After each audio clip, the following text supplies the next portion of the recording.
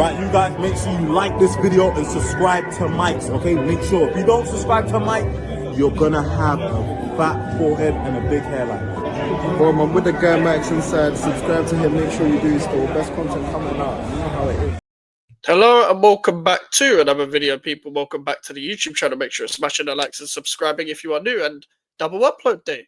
Well, potentially, I might take down the earlier video, not going to lie, depending on how it does views-wise, if I'm being totally transparent. But, yeah, West Ham have submitted a bid for another goalkeeper. Now, obviously, we've only been hearing for the past couple of days of Mads Hermansen and Suzuki. I don't know the guy's first name.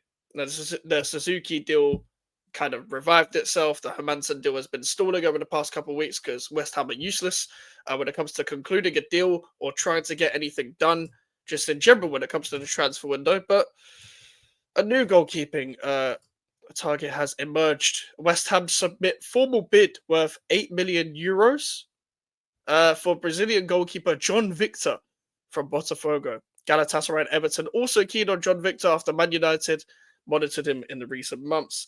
Now, I asked, am I meant to be excited? Because I have no idea whether I'm meant to be excited or not. I am genuinely just asking a question.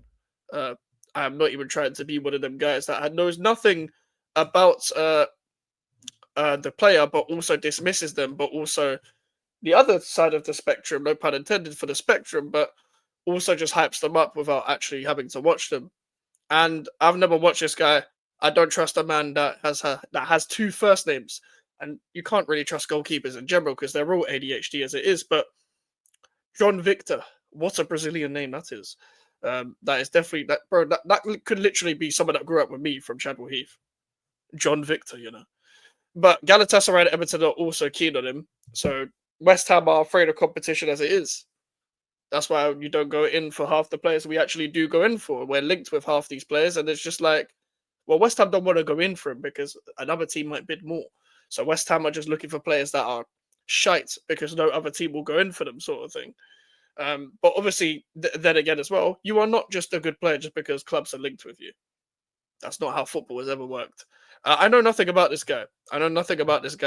But apparently we've submitted a bid worth $8 million, according to some inside sources. I don't know whether these sources are reliable, but we'll bring them up anyway, just for the sake of the counter argument. I think West Ham have had a bid rejected. Well, this is according to Band Sports. Big up to West Ham Views and News. So apparently Botafogo has rejected West Ham's $8 million offer. I mean, this has come up very instantly, so you'd like to think it's somewhat reliable, but you never know. You never know. I think this is a little bit of a problem.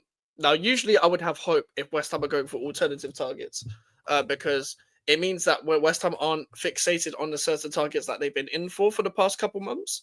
But my whole thing is here's the problem. Here's the problem. I personally think it's because West Ham are losing confidence. Now, even though there's been reports that West Ham are actually gaining confidence and trying to get Hermansen in before the Lille game next week. By the way, if anyone wants tickets for that, let me know, because I can't go. But I know West Ham have somewhat gained confidence in Mads Hermansen and whatever. But I just feel like if they had confidence in buying him, they would have bought him a few weeks ago. Like, guys, West Ham were interested in Hermansen, I'm pretty sure, before I went to Greece. So that was on the 24th of June. We're in the 1st of August. You can't be interested for that long in one singular player and just be like, yeah, we're still interested, but only somewhat interested. And it's just like, come on, man. We've been stalling for this long. And obviously the Suzuki deal, I feel like it's out of desperation because we initially thought that we weren't going to get the guy because we're trying to advance in talking stages with, I think it was the player. I think we had good talks with the player's agents and personal terms were all good in that. But it's a case of the club wants to keep him for another year. So we're like, okay, we won't come back in. But then